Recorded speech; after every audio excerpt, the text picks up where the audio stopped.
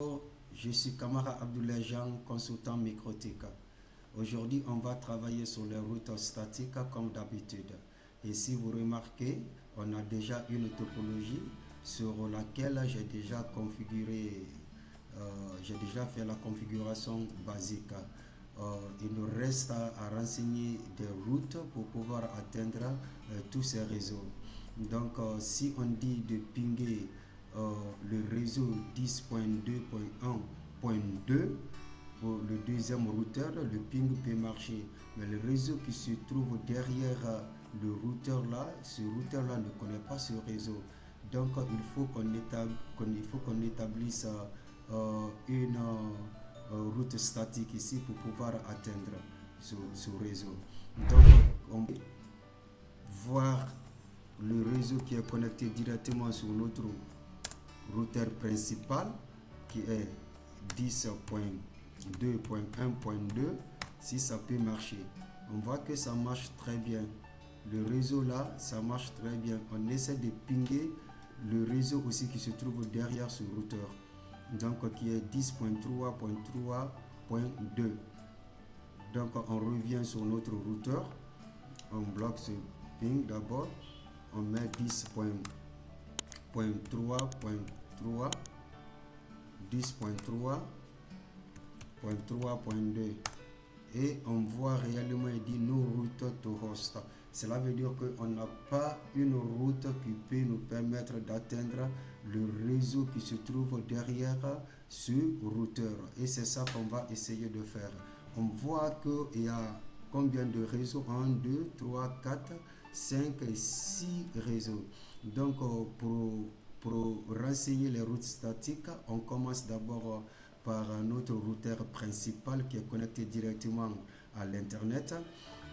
On va accéder, on va aller dans notre routeur là. Je vais réduire un peu et agrandir. Je vais zoomer un peu pour qu'on puisse voir très bien.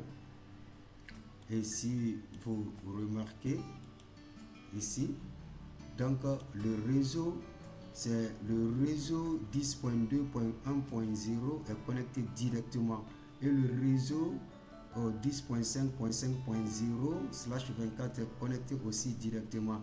Mais il connaît, ce routeur principal là connaît les deux réseaux, mais ne connaît pas les 4 autres réseaux qui se trouvent derrière le deuxième routeur qu'il connaît. Donc on va renseigner ces réseaux là ici et on va leur permettre de communiquer ensemble. Pour cela, on va venir d'abord on va venir ici sur IP, on vient sur route, on voit les 3 réseaux qui sont connectés sur notre routeur principal se représentent ici. Donc cela veut dire qu'ils peuvent communiquer directement, mais au-delà de ça, ils ne peuvent pas communiquer. Donc pour renseigner les routes statiques, on vient dans IP route, on appuie. Le premier réseau qu'on doit renseigner d'abord, c'est le réseau 10.3, le 10.3.3.0/24. Et la passerelle gateway de ce réseau, c'est 10.2.1.2. Donc gateway, pour pouvoir atteindre le réseau derrière ce routeur, il faut qu'on passe ici. Donc 10.2.1.2. On appuie OK. On rajoute le deuxième réseau qui est là. Le deuxième réseau 10.6.6.0/24. Toujours gateway, c'est 10.2.1.2. Toujours gateway, c'est ça qu'on va renseigner. Donc c'est son gateway.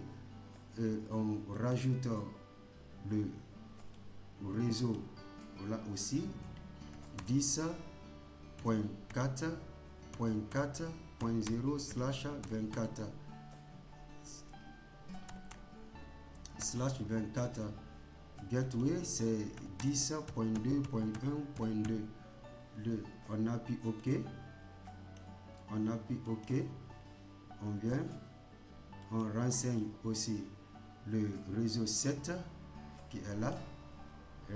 10.7.7.0/24. /24 gateway, c'est 10.2.1.2. Voilà. Donc si vous voyez, on a renseigné les 4 réseaux qui se trouvent derrière ce routeur. Donc on va venir sur le deuxième routeur et renseigner les 3 autres réseaux qui ne sont pas connectés directement à ce routeur. Cela veut dire que le réseau 6, le réseau 7 et le réseau 5 qu'on va configurer directement sur le routeur 2.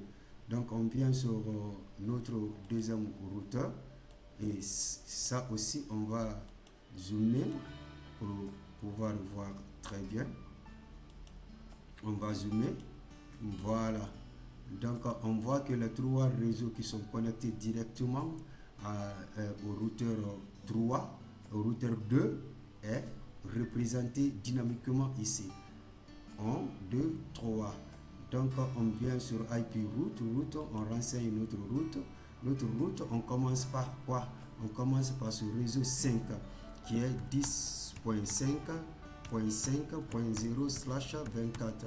Le gateway de ce routeur, gateway de ce réseau, c'est 10.2.1.1.